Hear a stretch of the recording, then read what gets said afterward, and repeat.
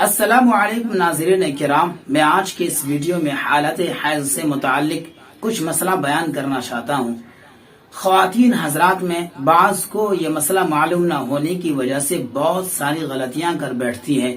مثلا وہ یوں سمجھتی ہے کہ جس طرح حالت حیض میں نمازیں معاف ہے، اسی طرح روزے بھی معاف ہیں، جس کی وجہ سے وہ رمضان کے بعد بھی وہ روزوں کی قضا نہیں کرتی۔